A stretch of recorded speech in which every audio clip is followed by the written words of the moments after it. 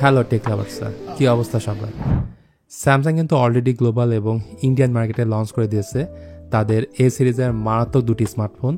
একটি হচ্ছে Samsung Galaxy A36, অপরটা Galaxy A56, যেটার ফুল রিভিউ অলরেডি আমাদের চ্যানেলে আপলোড করা হয়েছে। সো না দেখে থাকলে আই বাটনে ক্লিক করে দেখে নেবেন।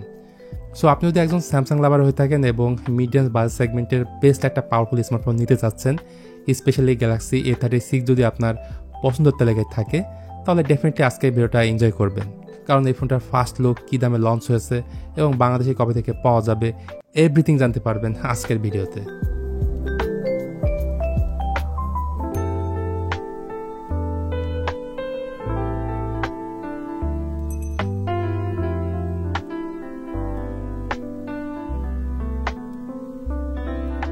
তো প্রথমে ফোনটার ডিজাইন এবং বিল্ড কোয়ালিটির কথা বলতে গেলে ফোনটার ডিজাইন অনেকটাই সুন্দর করা হয়েছে এবং উপরে ট্রিপল ক্যামেরা সেট আপ দেওয়া হয়েছে। অনেকদিন পরে স্যামসাং তাদের ক্যামেরা বাম্পে বিশাল একটা পরিবর্তন এনেছে, যেটা দেখতে অনেকটা সনি এক্সপিরিয়ার মতো।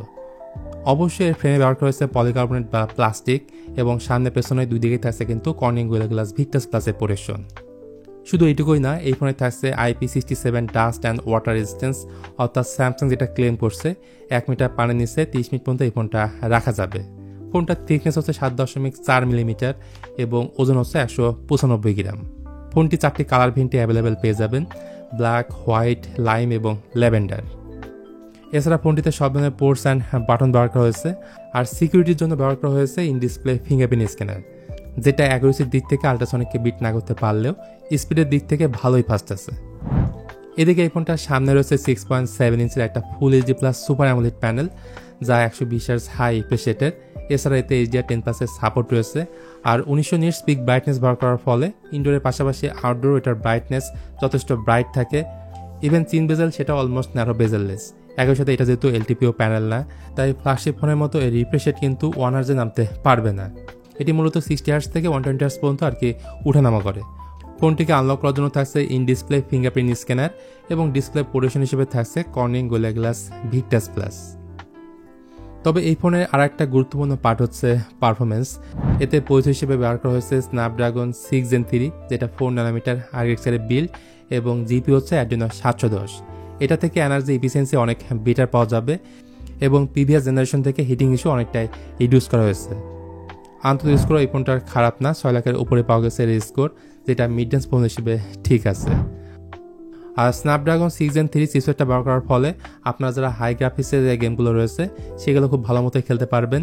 ফোনটা 3টা র্যাম ভেরিয়েন্টে পেয়ে যাবেন, 8GB RAM 128GB storage, 8GB RAM 256GB storage এবং 12GB র্যাম 256GB স্টোরেজ। এদের ইন্ডিয়ান দাম যথাক্রমে 32,999, 35,999 এবং 38,999 রুপি। র্যামের টাইপ হচ্ছে LPDDR5 এবং স্টোরেজ টাইপ হচ্ছে UFS 3.1। এই ফোনের যে জিনিসটা আমার সব থেকে ভালো লেগেছে সেটা স্যামসাংয়ের S24 আল্ট্রাতেও দেওয়া হয়নি। যাই হোক, এই ফোনে আউট অফ দ্য বক্স থাকছে One UI 7 based on Android 15। এই ফোনটার মধ্যে 6টা মেজর অ্যান্ড্রয়েড আপডেট এবং 6টা সিকিউরিটি আপডেট পাওয়া যাবে, যেটা স্যামসাং ইউজারদেরকে অবশ্যই বাড়তি সুবিধা দেবে। ভালো বিষয় হলো গ্যালাক্সি AI সব ফিচারই আপনারা এই ফোনে পেয়ে যাবেন। থাকছে নক সিকিউরিটি, যেটা স্যামসাংয়ের সর্বোচ্চ সিকিউরিটি প্রোটেকশন। তো এবারে ক্যামেরা সেটআপের কথা বলতে গেলে প্রথমে বলেছি এই ফোনের রিয়ার প্যানেলে পেয়ে যাবেন ট্রিপল ক্যামেরা সেটআপ।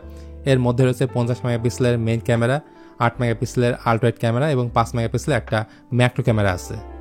আর সামনের দিকে পেয়ে যাবেন 12 মেগাপিক্সেলের একটা সেলফি ক্যামেরা। ক্যামেরাতে এবার AI অনেকগুলি ফিচার যুক্ত করা হয়েছে, চাইলে আনওয়ান্টেড অবজেক্টকে আপনি সহজে রিমুভ করতে পারবেন। ভিডিও ক্ষেত্রে এই ফোনটার মেইন ক্যামেরা এবং ফ্রন্ট ক্যামেরাতে ভিডিও শ্যুট করা যাবে 4K 30fps এর পাশাপাশি 1080p 60fps এ। আর জাইরো EIS প্লাস OIS এর সুবিধা থাকায় ভিডিও ফুটেজ পাবেন আউটস্ট্যান্ডিং। যদি ফটো কোয়ালিটি দেখেন আপনি নিজে জাজ করতে পারবেন এই ফোনটার ক্যামেরা সেটআপ আসলে কেমন। ব্যাটারি প্লাস চার্জিং নিয়ে বললে এতে ব্যবহার করা হয়েছে 5000 mAh একটা ব্যাটারি এবং 45 ওয়াট ফাস্ট চার্জিং সাপোর্ট করলেও ফোনের বক্সে কোনো ধরনের চার্জার পাচ্ছেন না। আর 45 ওয়াটের চার্জার দিয়ে 30 মিনিটে এই ফোনটিকে 66% চার্জ করা যাবে এবং 68 মিনিটে 100% চার্জ করা যাবে। অন্যান্য ফিচার হিসেবে থাকছে dual stereo speaker, secondary noise cancellation mic, আর চার্জিং পোর্ট হিসেবে থাকছে USB Type-C 2.0 পোর্ট। তো বাংলাদেশ থেকে যারা এই ফোনটা কিনতে যাচ্ছেন তারা SMS গ্যালারির সাথে কন্ট্যাক্ট করতে পারেন। তাদের সাথে কন্ট্যাক্ট করার যাবতীয় ইনফরমেশন থাকলো ভিডিও ডেসক্রিপশনে। ওভারঅল এই ফোনটা আপনাদের কাছে কেমন লাগলো সেটা জানাতে পারেন কমেন্ট করে। আর ভিডিওটি ভালো লাগলে প্লিজ একটা লাইক বাটন শেয়ার করতে পারেন আপনার বন্ধুদের সঙ্গে।